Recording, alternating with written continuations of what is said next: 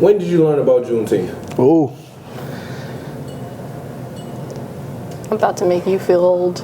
See, when I first learned about Juneteenth, it was during COVID, and at the time I was still 8th grade, 9th grade, and more or less, my mind was already pretty focused on a lot of stuff before Juneteenth because, again, COVID was happening. I had to leave middle school because of that, and a lot of things was on my mind, and frankly, I felt like at the time, we were kind of like cheated out of our early childhood, but that's a whole different story. When I actually learned about Juneteenth, I'll be honest here, I didn't really care that much because I was thinking about other stuff. It wasn't until like throughout the years I actually started learning more and pieces and bits about Juneteenth that I started realizing that it actually should at least be more of a staple in the holiday grand scheme of things, like the 4th of July, Christmas, and Halloween, because especially for us, because it's like, hey, we got our holiday, like how we got our own month. Right. But there's more layers to it the more that I've been thinking about it, the more I've been learning about it, because again, it's also Freedom Day, and it's also the last day where we were finally able to, all of us were actually able to be free, at least from the southern states. And to me, it's like, that holds weight to it. That holds a lot more value than just, of course, the usual 13th Amendment came out, all the slaves are free and we good to go. But it's like, no. It happened through a gradual process. There were steps. There were different groups that didn't want to let go, groups that did. And it's like, I feel like that nowadays, when I actually think about it more, and the fact that it's coming up now, I actually think it's more impactful for me. It's more meaningful for me because I look at it like, all right, this is our holiday. We should actually celebrate because it's about remembering the past, acknowledging it, but also celebrating with our family. For me, I think I learned, if it wasn't 2020, I started hearing about it. It might have been before that.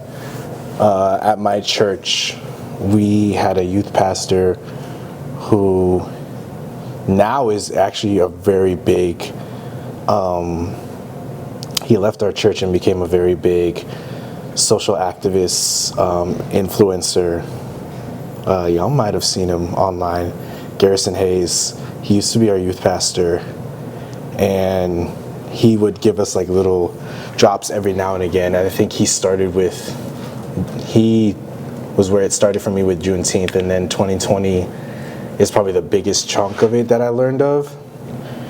So when they made it a national holiday, for me it was more like about time that it should have happened, to at least nationally recognize that.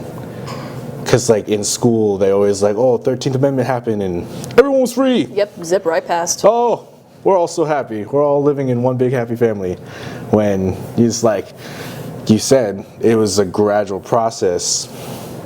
Like everything after the Civil War was a gradual, slow process that even now we're still slowly pushing things forward. And I think that's what it means for me to have Juneteenth as a holiday now, is taking more steps forward. Like acknowledging that it took 2 years to get the last group of slaves freed in Texas.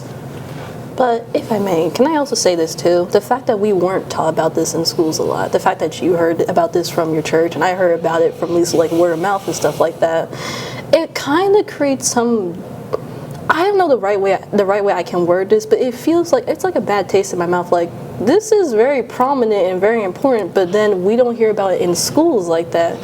Why? I understand how the school systems work and stuff like that, but I feel like, especially when it comes to this, or very even like family members too, or even like, I feel like there's more ways we could have learned more about this. And I'm not talking about now. I'm also talking about like early 1900s, 20s, 30s, 40s, 50s, 60s, 70s, 80s, 90s, and all the way up till now. You never really hear about it to the point where it's starting to actually spark a surge.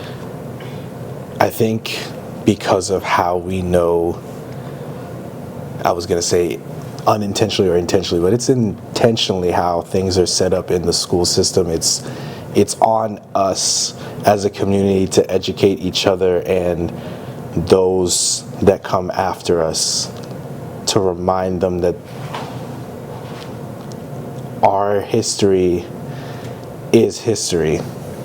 our stories are meant to be told at the same time as everything else that is taught in school, but there are clear intentions of never really letting the full story get out. I mean, it's said that history is written by the victor. So whoever has put themselves in a position to say they have control over what history says, it's normally how it goes. But it's on us, those communities like us and other communities whose history kind of gets moved around to tell a story that's not the full story. Well, I mean, it's on us to tell the full story. Well, I mean, like when you also think about all of our stories really started out by oral storytelling. It was by word of mouth. That's how we heard about different stories, folk tales, fairy tales, different types of writing in general too before it actually became writing. And I feel like you're right. It is on us because at the end of the day, we are now more self-aware than we were before, realizing, okay, let's actually talk about more. We should be in like a better generation environment where we could talk about more. And frankly, I feel like we're not there yet, but I feel like if we just start making the steps to actually take those steps to actually have these discussions, it might actually make more of an impact, especially about Juneteenth, especially about the fact that this is there should be more celebration about it. There should be more of a, okay, let's go rush to the stores and get all this up, and let's all just come together and celebrate that. This is our day too. This is a holiday that celebrates us. I think we're at a point. We're at the tipping point. We're at the point where we either keep going higher, or if we all get too comfortable, we're gonna let it backslide too much to where so much work will get undone that whoever comes next is going to have to do 10 times the work that the people that first set up everything that we have now did to get us here. So I think it's very important that we, like you said, embrace Juneteenth and celebrate, but acknowledge that this isn't the prize. This is just a cliff note. This is like a stepping stone to get further ahead. We can't stop moving forward. This is only like, okay, thank you for that. Thank you for acknowledging this now. Now let's discuss the other things that you won't acknowledge, haven't acknowledged, and need to, so that we can continue to move forward in a better space. Not